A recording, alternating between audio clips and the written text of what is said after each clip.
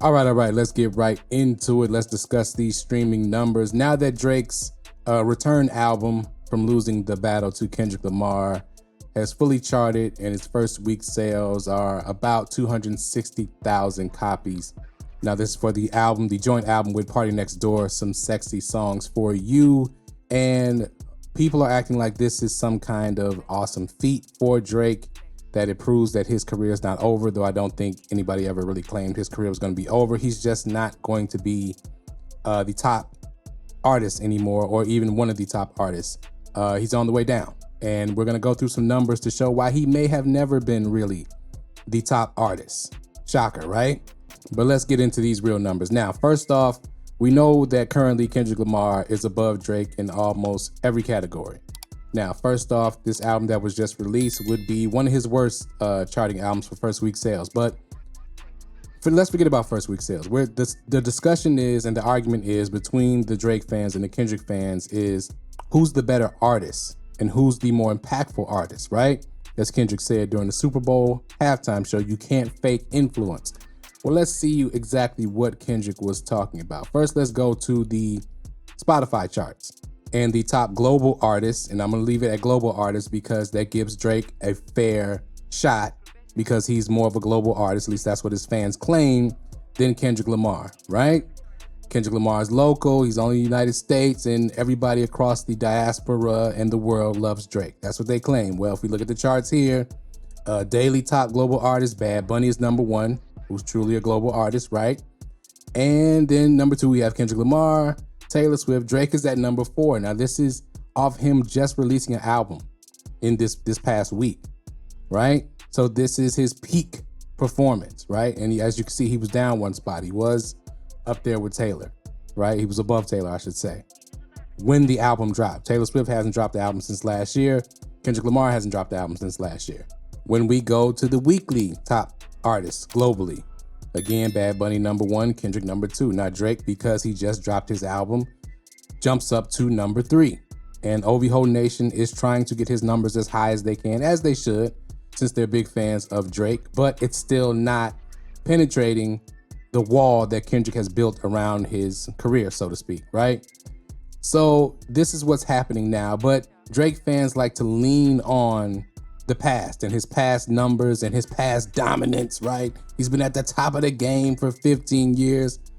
I'm about to show how that's not exactly the entire truth, as people like to lean into the fallacy that numbers don't lie. Numbers do lie for people who don't know basic arithmetic and are not good at mathematics. Let's get into it. Now, these are the charting numbers coming from, or the data coming from, streaming data coming from KWORB.net. Now, you can go on that website and look up these numbers for yourself, but I condensed these numbers to make a certain point about Drake versus Kendrick as far as popularity and streaming numbers. Now, these are the Spotify numbers. The Apple numbers are not supplied on that website, but there's a scoring mechanism on that website that I'll get to a little bit later in the video that shows that Kendrick is also a better streamer than Drake overall, just period. When we look at it, artist for artist, song for song. Now, if we look at Drake overall, his streaming numbers, he has 509 songs available for streaming, 109 billion streams, right? For an average of 215 million streams per song. Now, of course, I'm estimating, right? Kendrick Lamar, 230 songs, right? Half the output, 43 billion, 190 million streams per record. But when we go to the solo artist aspect of this, and then we take out the OVO sweatshop, sort of, I'm gonna get to the ghostwriting as well.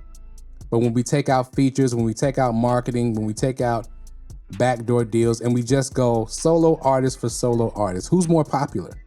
Whose songs stream better? Okay, if you look in the head on the screen, you can already see. Drake has 197 solo songs on streaming. He has 41 billion streams for an average of 210 million streams per song. Kendrick Lamar has 79 solo songs, 18 billion streams for an average of 236 million streams per song.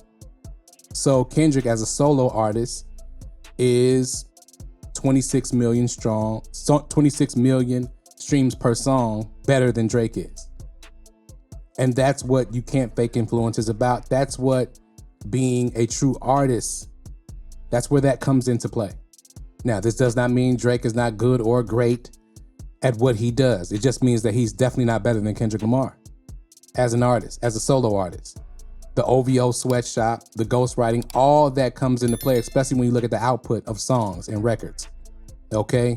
When you're writing your own records, it takes longer, right? But you get a better quality and a longer lasting impression. Good Kid, Mad City has been on the charts since it was released. It was his first real album. I mean, what are we talking about? Drake, if he was so great, if he was so dominant, he wouldn't have to keep putting out so many records and taking songs from this person and that person and getting this person to write and getting that person to write. For all the OVO Nation, this destroys your argument about him being so great. And all of the D-Riders out there who claim to understand and know music, this shows that you don't pay attention.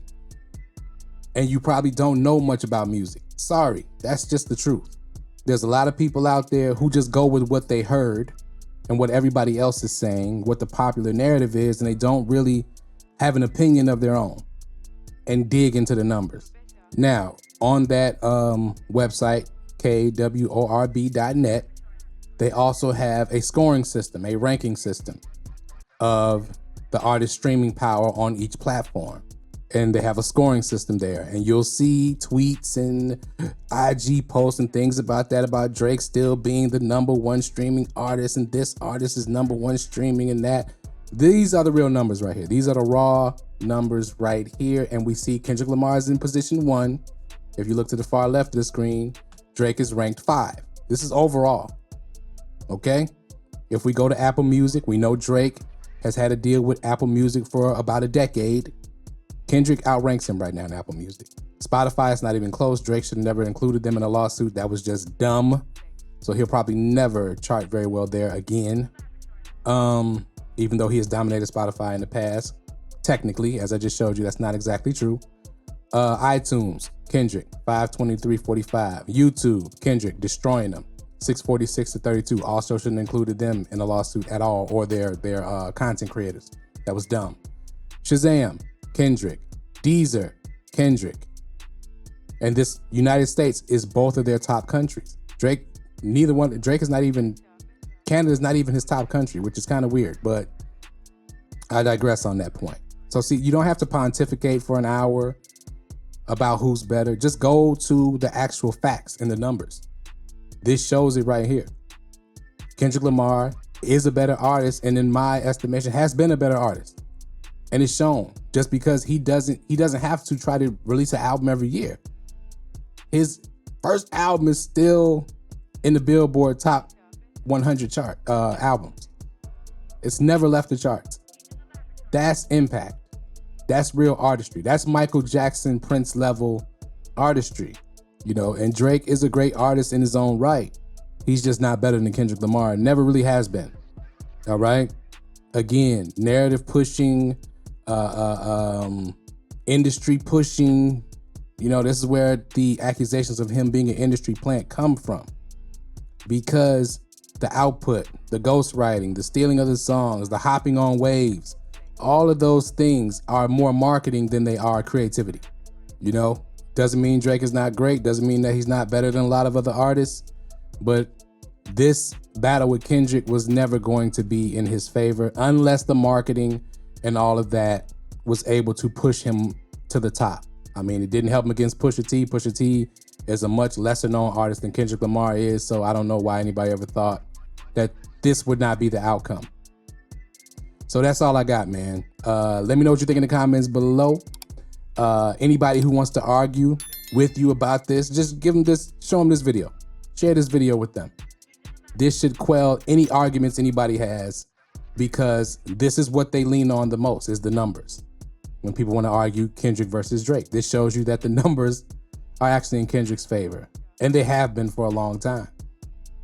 For Drake to have to release 1,000 records a year to keep his numbers up, that doesn't make you the best at all.